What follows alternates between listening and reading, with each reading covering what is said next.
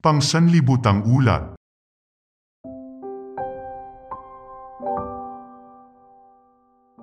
Soccer sa Sabbath, January 20, India. Si Klinang ay sobrang hilig sa paglalaro ng soccer. Lahat ng kanyang free time ay nauubos lamang sa paglalaro ng soccer. Nang lumipat na sila ng tirahan sa kabilang bayan para sa pagpapatuloy ng kanyang pag-aaral, may nakilala siyang mga teenager at sumama siya sa kanila sa paglalaro ng soccer sa araw ng Sabado. Subalit namangha si Klinang sa tining ng mga himno at sa pananalangin ng mga taong nasa simbahan ng Seventh-day Adventist sa gilid lamang ng soccer field.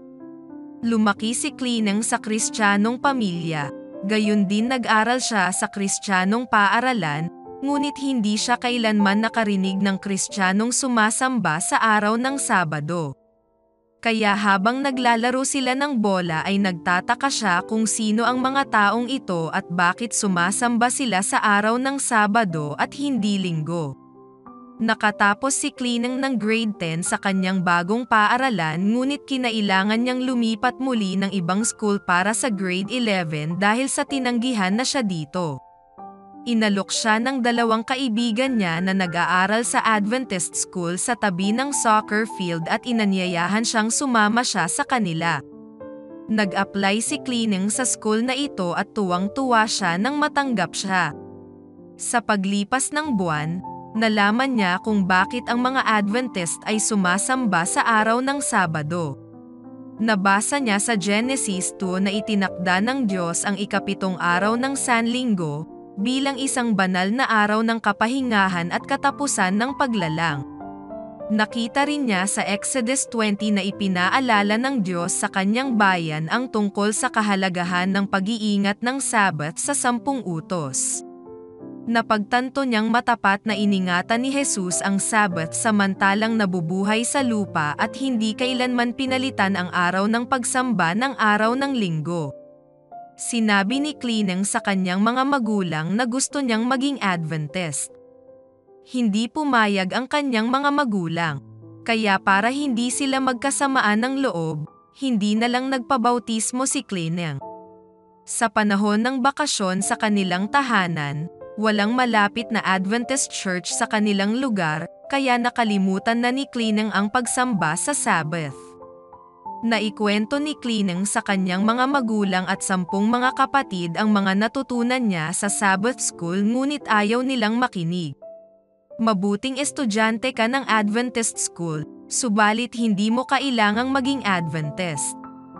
Ang wika ng ina, at nagbanta pa ang kanyang ama. Kung pipiliin mong maging Adventist, huwag ka nang umuwi sa bahay na ito. Itatakwil ka na ng pamilya. Pagkatapos ng graduation sa grade 12 sa Adventist School, nag-enroll si Klinang sa Noon Christian College sa bayan ding iyon. Subalit hindi mapalagay ang kanyang kalooban. Naramdaman niyang hindi siya nabibilang doon. Nasasabik siyang mag-aral sa Kristiyanong kolehiyo. Habang naglalaro ng soccer isang araw, narinig ni Klinang mula sa isang Adventist teammate ang tungkol sa 1,000 missionary movement. Nagustuhan ni Klinang ang ideyang maging estudyanteng misyonero at hinanap at linapitan ang lokal na leader ng organisasyon. Hindi nagtagal, sumama siya sa Adventist Church at ginugol ang 8 buwan bilang estudyanteng misyonero at nagtuturo sa mga batang grade 4. Hindi natuwa ang kanyang mga magulang na naging Adventist siya. Subalit hindi na siya nakatira sa kanilang tahanan, at wala silang magagawa upang parusahan siya. Samantala, lumago sa puso ni Klinang ang hangaring maging pastor at nag-enroll siya sa Spicer Adventist University. Ngayon, second-year theology major na siya, umaasang abutin ang mga puso ng mga kabataan sa pamamagitan ng soccer. Ang aking layunin ay maging pastor at abutin din ang mga kabataan sa komunidad sa pamamagitan ng soccer. Ang wika niya, gusto kong magbukas ng soccer academy at maglingkod sa mga kabataan. Alam naman ninyo, maraming mga kabataan ang nagkakagusto ng soccer. Sa pamamagitan ng sport na ito, Nais kong maabot ang mga kabataan at dalhin sila kay Jesus. Nasumpungan ni Klinang ang kalayaan sa pagkakaalam at pagsunod sa Biblia.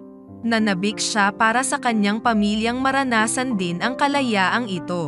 Matindi ang paniniwala kong sa mga salita ni Juan, ang apostol, sa Juan Kapitulo 8 versikulo 32, at inyong makikilala ang katotohanan, at ang katotohanay magpapalaya sa inyo.